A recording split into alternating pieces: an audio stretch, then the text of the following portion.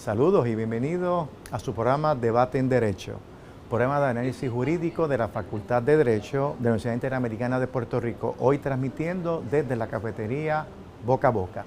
Mi nombre es Julio Fontanes Maldonado y conjuntamente con la licenciada Zoe Negrón y el profesor Carlos Ramos González estaremos discutiendo tres temas de mucha importancia de eventos acontecidos hace unos días.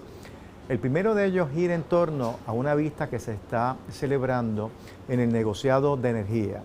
Hay muchas interrogantes. Eso va a culminar en un proceso donde se va a aumentar la tarifa básica.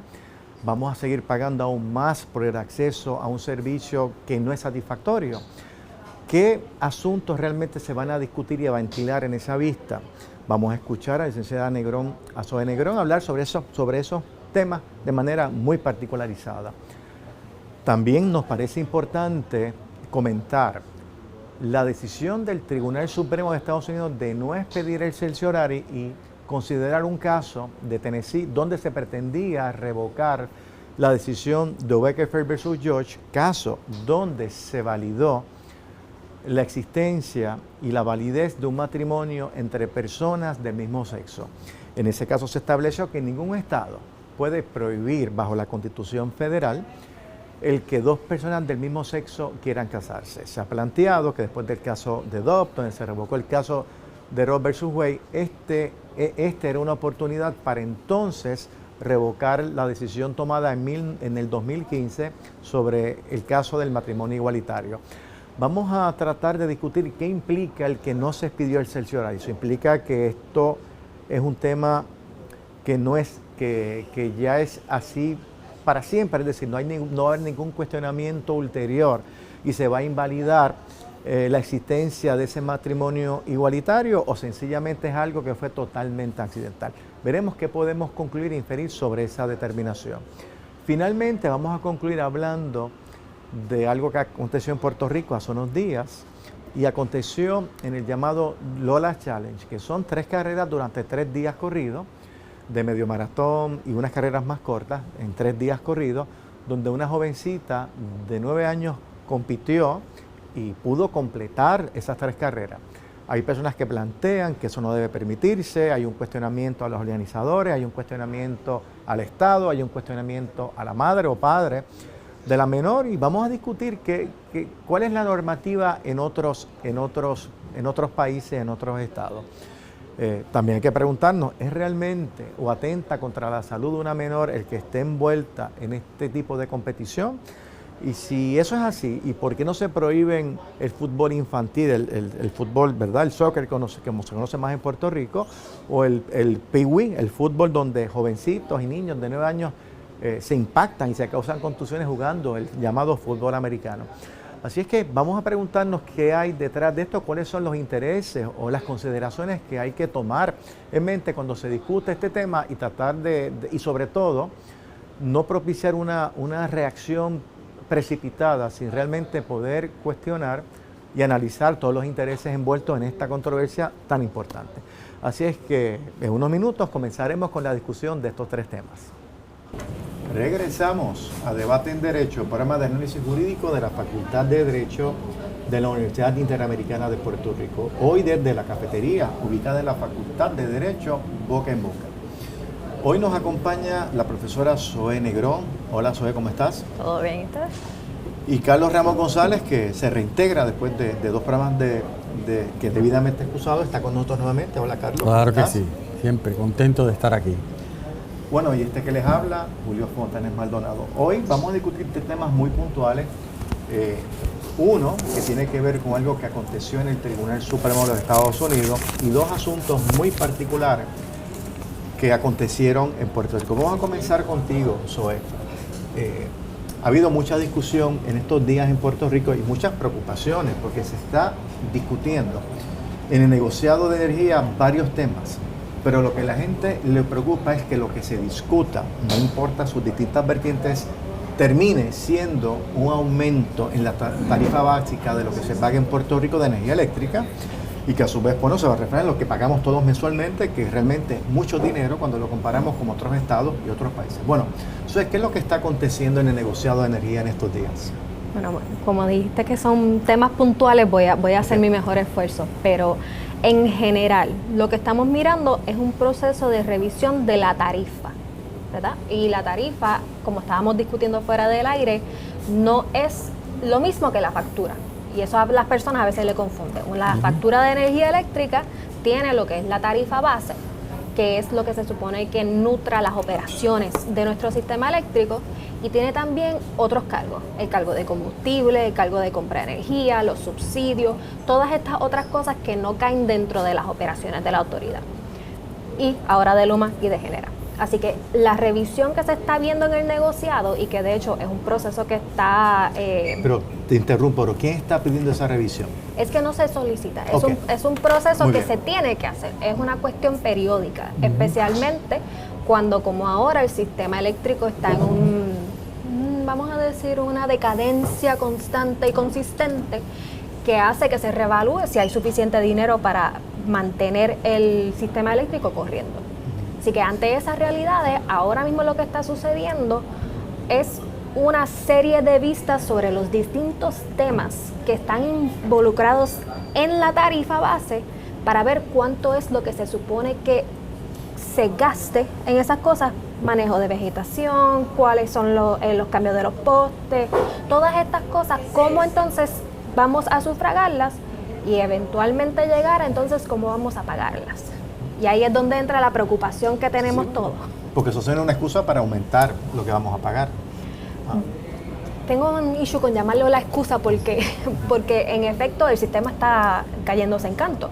Así que hasta qué punto es una excusa y no es una realidad, ¿verdad? No es decir que estamos a favor de los aumentos, pero es un ejercicio que tiene que hacerse para saber cuánto cuesta realmente que tengamos un sistema eléctrico que funcione.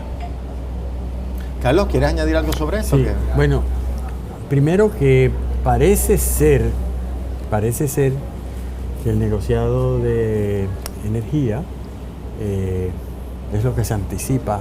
Algún aumento va a permitir en cuanto a la tarifa. Lo que está planteándose y los que están encargados del sistema hoy día es que ese aumento debería ser, creo que alrededor de 10 centavos, 10 o 11 centavos por ahí. Se sabe, porque ya hay, me corrige Zoe, ya se ha aumentado provisionalmente casi 3 centavos, porque el negociado anticipaba que iba a haber un aumento. Así que cuando menos se va a hacer permanente ese aumento de 3 centavos, que ya lo estamos pagando, y puede que suba 7 u 8 centavos más, que entonces colocaría el costo de kilovatio hora en Puerto Rico, tú me corriges, en sobre 30 centavos. Creo que subiría a 33 centavos, algo así. Me parece que sí.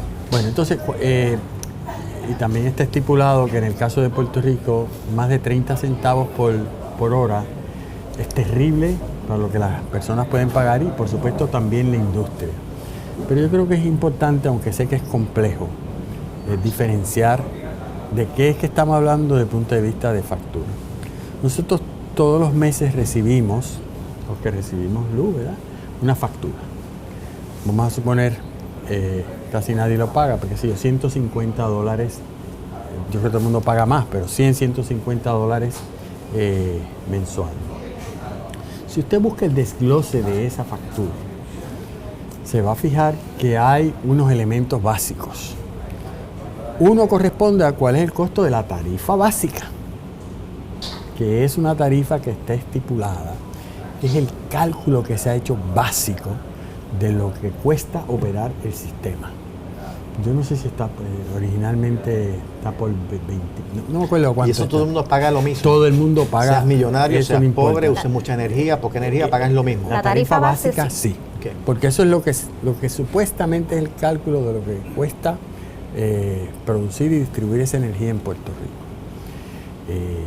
Ahora bien, por diferentes razones, el legislador, solicitado antes por la autoridad y ahora por los operarios de ahora, a esa tarifa básica que a usted le correspondería pagar 25 centavos por kilovatio hora, que por ejemplo el que está recibiendo la factura, yo doy así hipotético, de $100, quizás se le dé una factura básica de $40 en vez de 100.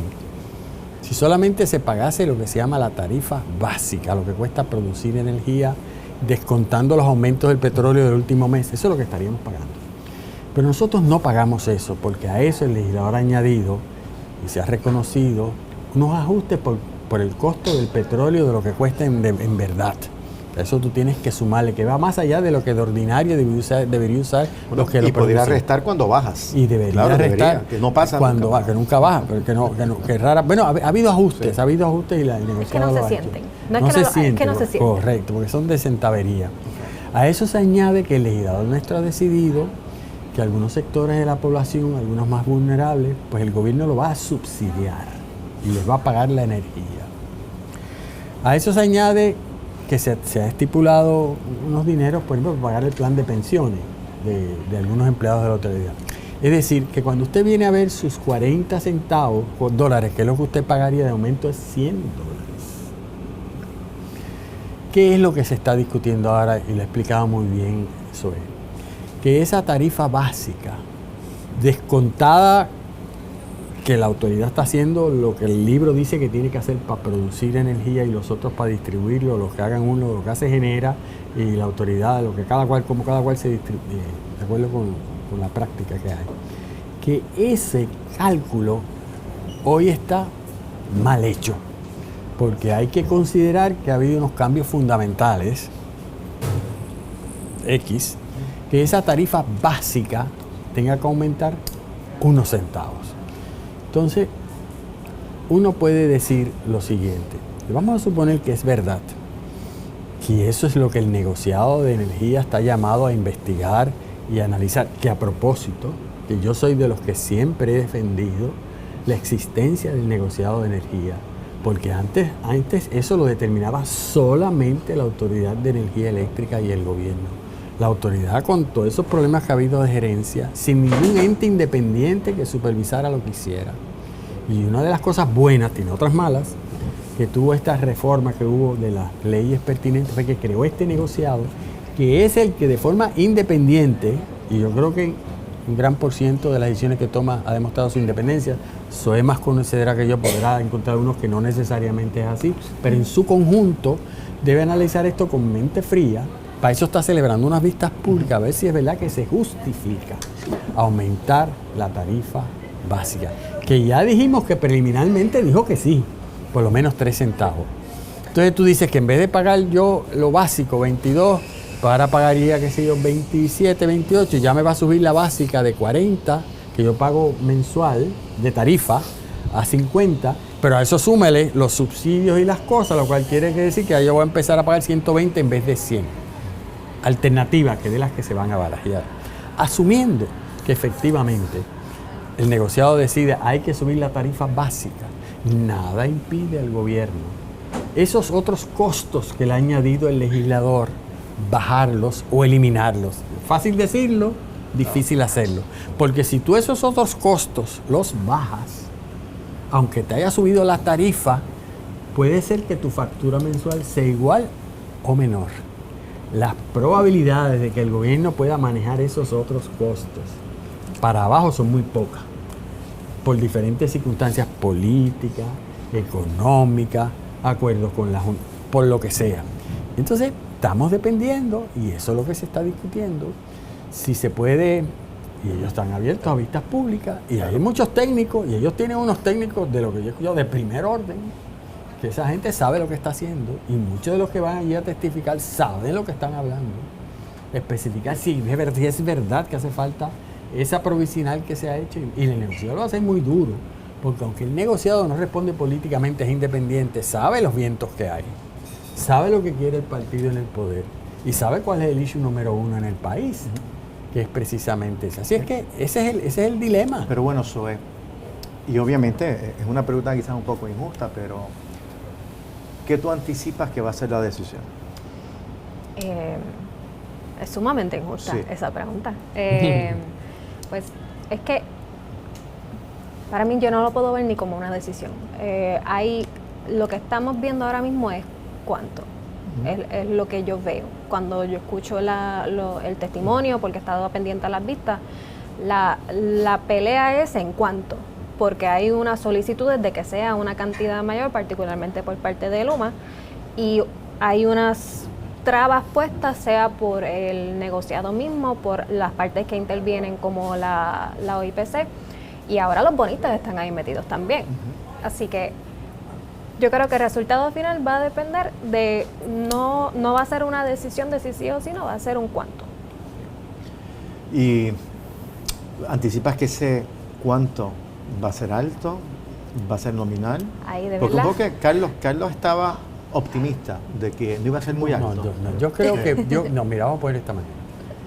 Si uno observa ese negociado, como estoy seguro que tú y Zoé sobre todo, con mayor particular, sabe, por alguna razón, el negociado nunca da todo lo que le pide una de las partes, casi siempre el número que se ajustame el costo de petróleo porque ahora estoy usando diésel que es más claro. Entonces ellos van a los números y revisan. Tú dices que compraste tanto de diésel, pero los números demuestran que contaste menos. Pues entonces en vez de aumentarte el ajuste por combustible a 6 centavos, pues te lo aumento a 3. Casi siempre, invariablemente, que se le ha pedido a ese negociado que actúe, nunca da el máximo que se pide, que tendría el efecto de subirnos la factura. Ya yo dije, porque ese es mi entendido, Zoé, tú me corriges, ya aquí hay un aumento que lo estamos pagando, provisional. Ya se sabe que ese aumento va a quedarse. Yo parto de ahí no estoy optimista. Parte de la premisa de que el aumento es el que ya existe. ¿Cuánto más va a subir? Que lo que está en juego, si va a subir 7 centavos, 8 centavos más, pues yo no lo sé. Algo me dice que van a partir por ahí por el medio y que un ajuste vendrá. Lo que no estoy tan seguro por el impacto que eso va a tener en el consumidor, en la factura, es si eso no va a llevar a una discusión política económica de si los otros factores que se incluyen en la factura, que es lo que hace que finalmente lo que nos vienen a cobrar sea mucho mayor de lo que pagamos ahora, si eso no va a generar una discusión importante en el país de si esos subsidios se deben de mantener, en qué magnitud, para ahí aminorar, ¿verdad? Lo que va sin duda a venir, un cambio en la tarifa básica. Sí, para hacer un comentario Sí, para para cerrar esto, porque parte de lo que se discutía en la quiebra de la Autoridad de Energía Eléctrica, que ahora mismo está en pausa y estamos en este proceso en su lugar, es que hay un asunto en la reglamentación energética que es el Utility Debt Spiral. Y es el concepto de que si le cobramos demasiado a las personas por energía, eventualmente van a dejar de pagar y eso va a causar un espiral negativo. O se salen del sistema. O se salen del sistema, o dejan de pagar, o reducen su consumo para pagar menos. Así que esos factores también el negociado los tiene que tomar en consideración. Importante, muy interesante. Pues vamos a Washington. Carlos, tú recordarás que en el 2015, yo sé que tú lo recuerdas porque tú lo celebraste mucho y lo celebramos en la facultad. El Tribunal Supremo, por votación de 5-4, resolvió el caso de Obergefell versus Hodge, el que permitió o el que estableció que era inconstitucional el que un Estado no permitiera que dos personas del mismo sexo se pudieran casar. Yo recuerdo que tú celebraste mucho esa decisión y hasta que me diste, cuando que tú leías la opinión de Kennedy, que escribió la opinión mayoritaria, hasta te querías volver a casar porque hablaba maravillas del matrimonio, ¿verdad? Era algo fascinante, como era un derecho fundamental, era parte del derecho a la búsqueda de la felicidad, el poderse casar. Y entonces, pues vamos, evidentemente en tiempos de Trump, todas estas decisiones que tienen que ver con el género, particularmente con la equidad, con la identidad de género, pues están un poco en entredicho por algunas decisiones de algunos estados que están aprovechando, ¿verdad?, el cambio de gobierno para hacer unos cuestionamientos. Entre eso estuvo el estado de Tennessee, que una llamada county clerk que estaba a cargo de expedir los certificados de matrimonio se negó, porque decía que ella no quería en eso. Bueno, tuvo incurso en desacato, sus compañeros de trabajo expidieron los certificados para que ella pues, no tuviera que estar en la cárcel, pero el caso llegó al Supremo y se planteaban por algunas personas que el Tribunal Supremo iba a revocar la decisión de Obergefell, y planteaban algunas cosas que ya el juez Clarence Thomas había expresado en otros casos, la deshabilidad de revisitar algunas decisiones en el pasado y haciendo un poco de referencia como socolor de que hay unos derechos que están protegidos bajo la Constitución Federal.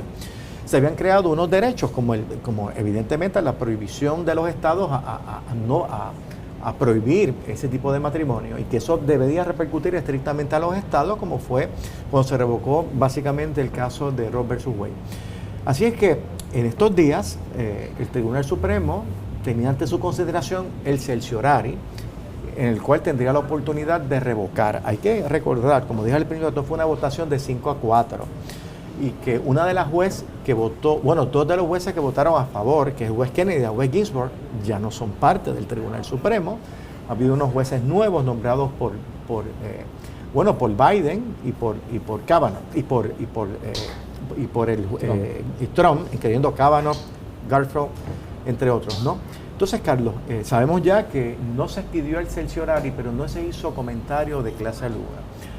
Cuando digo que no se hizo comentario es que a veces los jueces no expiden, el tribunal no expide el certiorari, pero algunos de los jueces escriben su expresión sobre por qué no se expidió o por qué hubiera sido deseado que se expidiera. ¿Qué significa todo esto, Carlos? Significa que el tribunal, o que podemos nosotros descartar que este caso, el caso de Burger Fair, esté en peligro en un futuro mediano o a corto plazo. Bueno, yo creo que a bien corto plazo significa que en estos momentos el Tribunal Supremo de Estados Unidos, su mayoría conservadora y liberal, no está dispuesta a pasar juicio sobre ese caso de Obergefell, el que estableció que el derecho fundamental a casarse trasciende el sexo de las parejas. Pueden ser personas del mismo sexo o personas diferentes. Yo creo que no está ya en... El tribunal, a pesar de que... Vamos a ponerlo de esta manera. La fundamentación constitucional para eso es el llamado derecho fundamental a casarse. El Tribunal Supremo de Estados Unidos ha reconocido ese derecho, aunque ese derecho no está expreso en la Constitución. Es uno de como el derecho a la intimidad. Como el derecho a la intimidad. Es uno de esos derechos que se considera que son derechos que están implícitos en el concepto de libertad, que está en la enmienda 14, en una interpretación que los juristas le llamamos sustantiva de ese derecho. Es como si esa enmienda 14, que dice nadie privado de su vida, libertad ni propiedad, también dijese nadie será privado de tener la libertad de casarse cuando sí lo desea, aunque no puede poner unas limitaciones, pruebas de sangre y qué sé yo ni qué, edad, etc.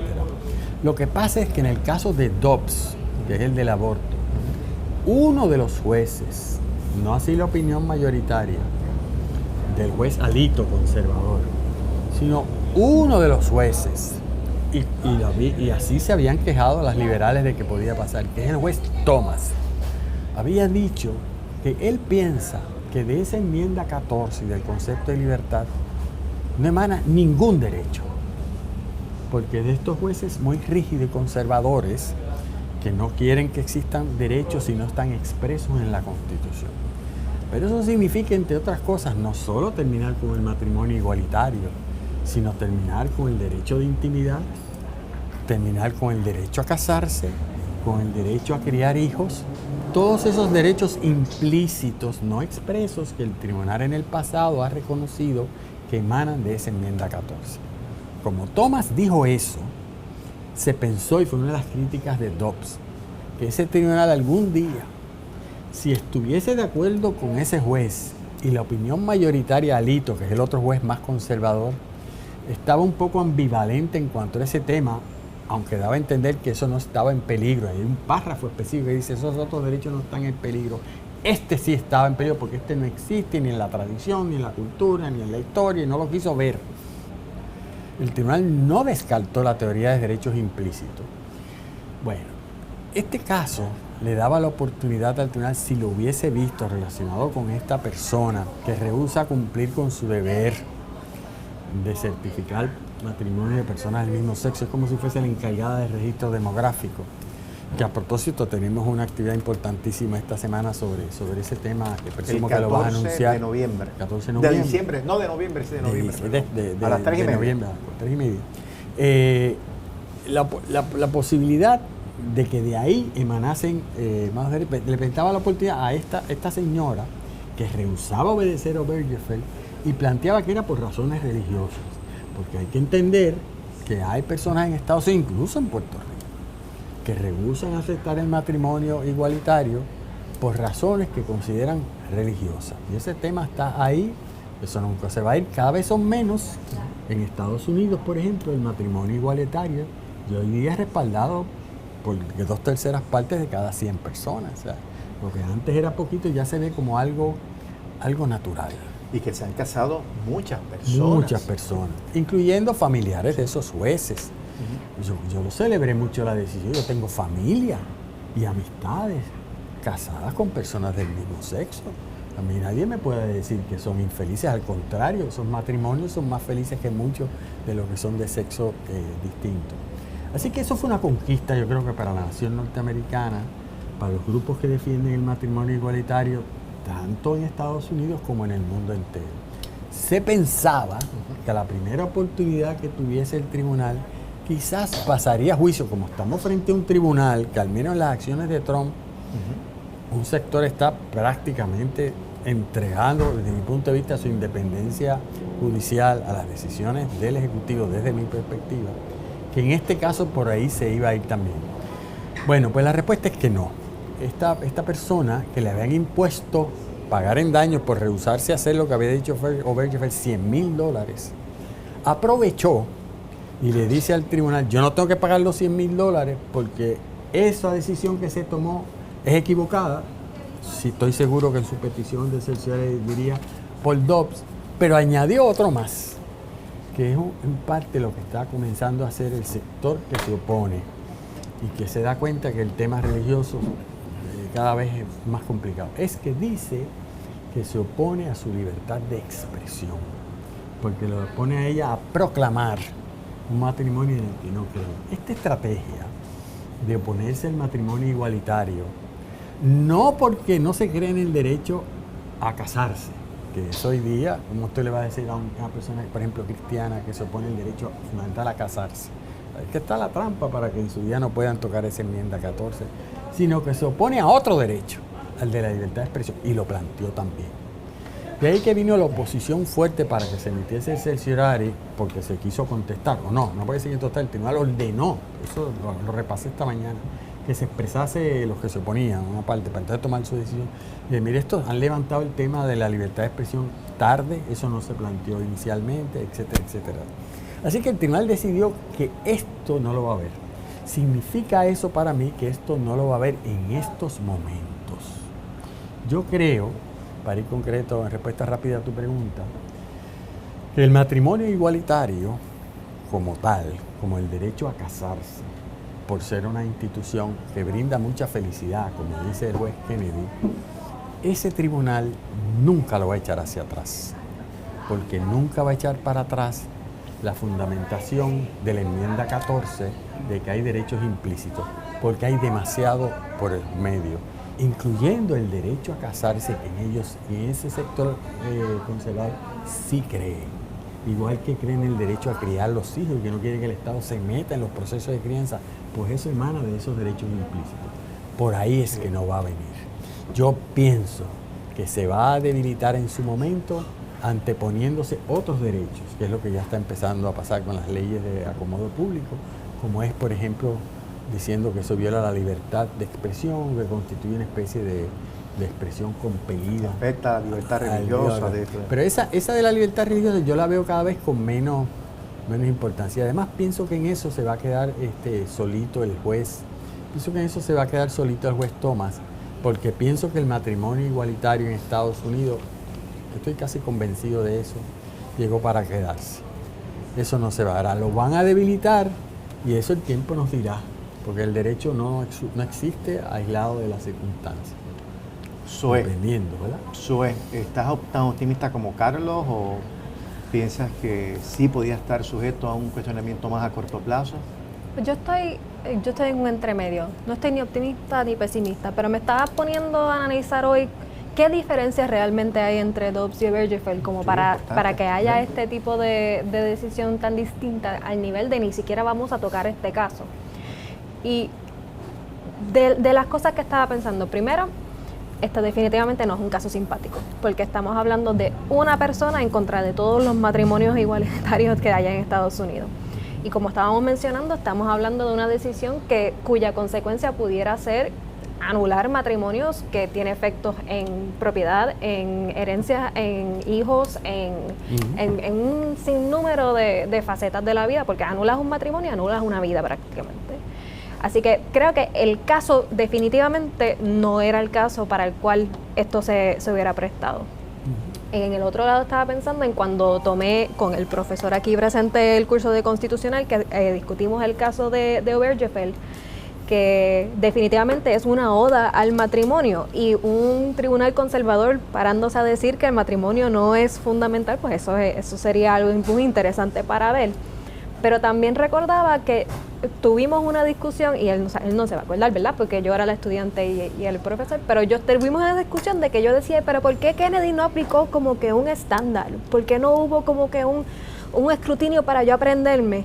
Y él me dijo, porque él lo quiso dejar así. Ahora yo veo cuán brillante es eso, porque si no tenemos un estándar que aplicar, si esto es solamente la belleza del matrimonio, pues no tenemos exactamente por dónde atacar. Está mucho más difícil decir que la decisión se revierte si no está basada en este set de criterios dentro de lo que es el andamiaje constitucional. Así que se la doy a Kennedy en esa, realmente. Y lo último que se me ocurre es, como estaban mencionando, cuando hay una oposición de derechos, o por lo menos lo que consideran derechos algunas personas, en el caso del aborto, pues está esa pelea entre el derecho de la mujer y el derecho del nasciturus, versus aquí, que realmente no hay ese tipo de choque. Así que tenemos todas esas cosas en contra de expedir en este momento, pero está bien, creo que sí, estoy optimista. Y yo creo que va a depender mucho de las circunstancias de los tiempos.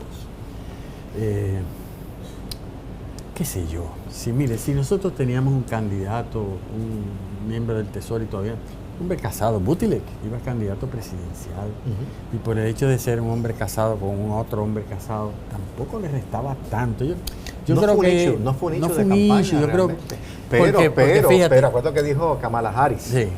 Kamala dijo, era mi candidato, pero ella pensó, y también malinterpretaron un poco el comentario, desde el punto de vista político era mucho para el elector, una mujer negra y un hombre homosexual, era demasiado para el electorado. Correcto. Pero yo pienso, y eso no es el tema obviamente para hoy, ¿verdad? Pero está abierto. Yo te voy a decir lo que creo que es la agenda del sector más conservador que está en el poder y el régimen de Trump. No es el tema de matrimonio del mismo sexo, ni siquiera es contra los hombres gay o las mujeres lesbianas. No, yo creo que por ahí no viene, no lo quieren promover, lo quieren meter dentro de todo el tema de género, pero no lo van a enfatizar. Lo que pasa es que ellos quieren dos cosas: que no exista una comunidad LGTB+.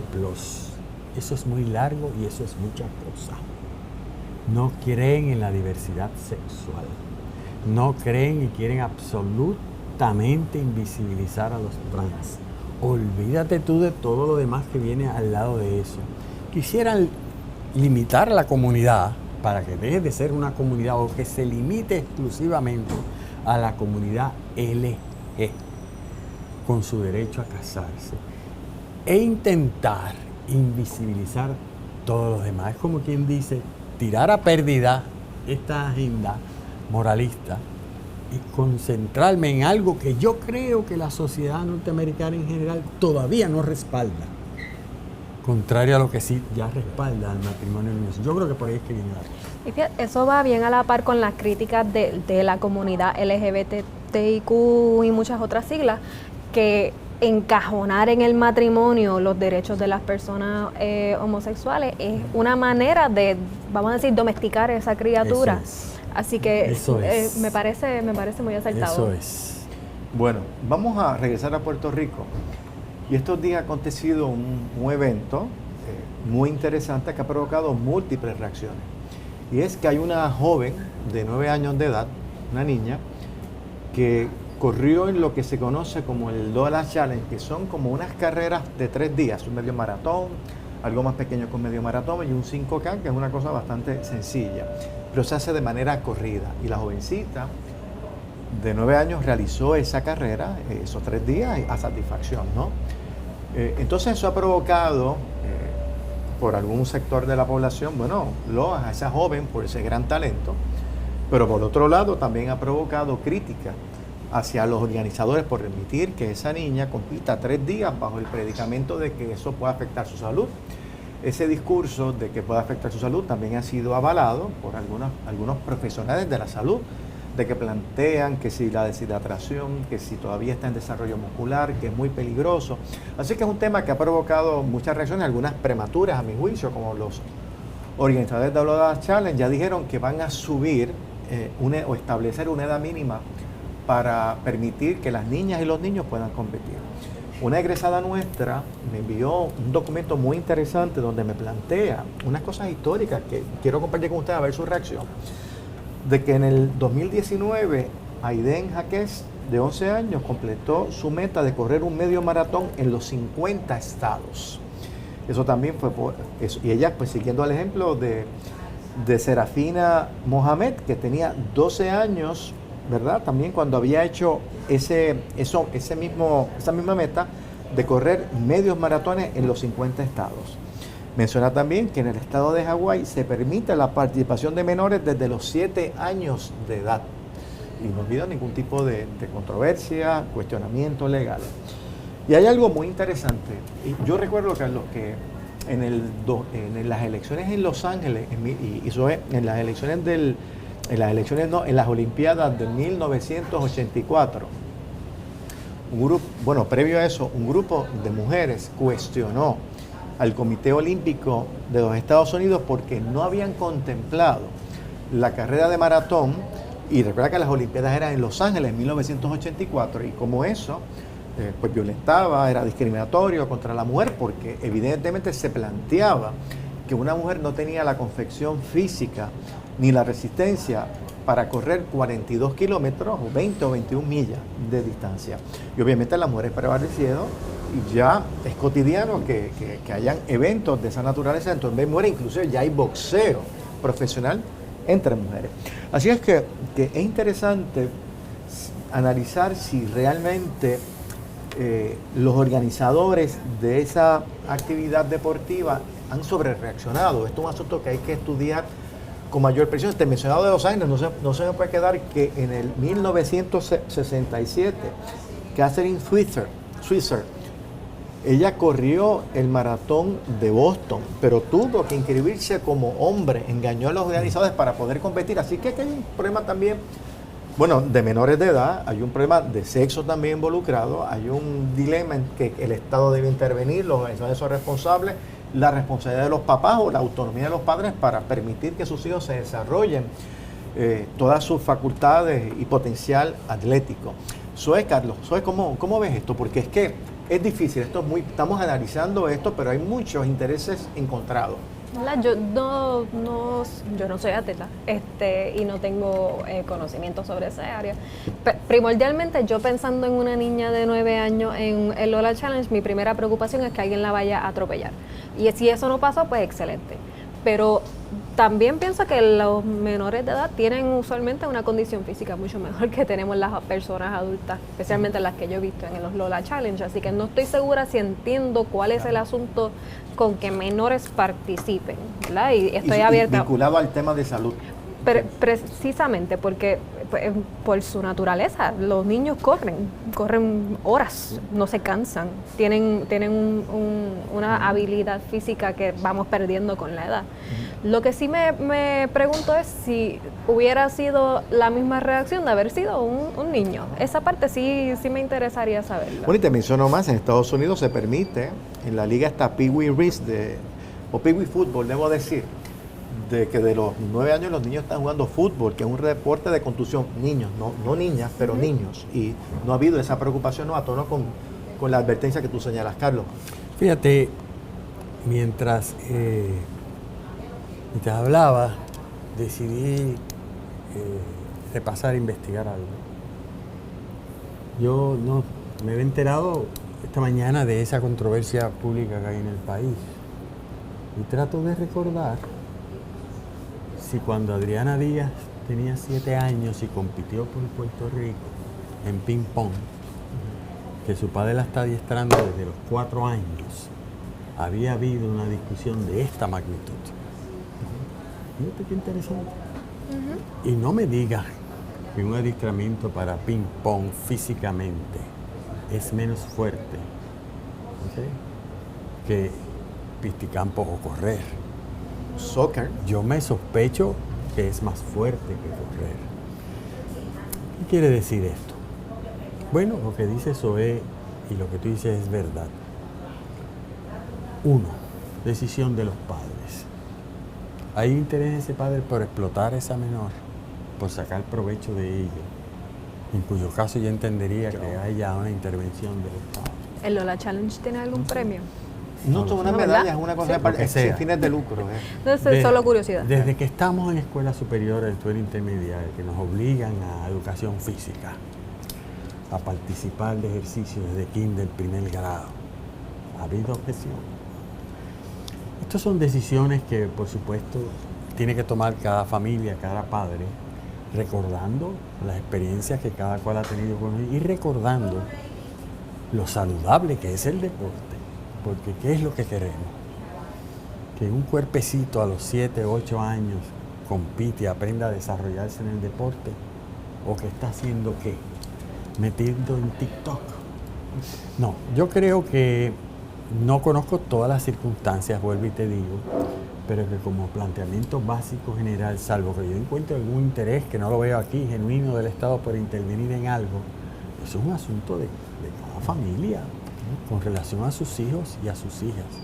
Y entonces me parece muy exagerado el tema. Y también me pregunto cómo hace eso, si no ha habido un tema aquí de género, por aquello de que es corriendo y es más fuerte y ella es mujer. Pero bueno, tú sabes, cuando lo de Adriana, a menos que yo me equivoque, a lo mejor ha habido uno. Yo creo que sí, que hubo Empezó alguna, de muy jovencita, pero es posible Adriana, que ha habido alguna que otra discusión de que si se justifica que ese padre esté poniendo a la niña. Yo creo que algo de eso hubo, pero no al nivel de que esto se debe prohibir. Alguien se lo hubiese planteado, decirle al padre de Adriana: tú no puedes enseñarle a esa nena a jugar ping-pong hasta que tenga determinada edad. Es que eso ni se ha planteado. Lo más que se ha planteado, presumo yo, es que diga la rigurosidad del adiestramiento, la redonde se tiene que ir a vivir, que si se ha tenido que ir a la China y ya está mayor. Pero al nivel que aparentemente se está planteando ahora, yo creo honestamente que eso es un non-issue. No sé por qué se está planteando, no sé si es que hay unas circunstancias que uno desconoce, pero eso es una decisión, a mi juicio, por el momento familiar, de unos padres, donde el Estado debe tener poco que decir, salvo, repito, que estemos en una situación particular, unos deportes particulares que son, como tú dices, más invasivos que otros, y que quizás el Estado, y cuidado, debería de estar pendiente, pero este en particular no lo veo. Y hay que ver que el deporte tiene dos vertientes: el deporte meramente recreativo, que es muy saludable. Correcto. Bueno, y está el deporte competitivo.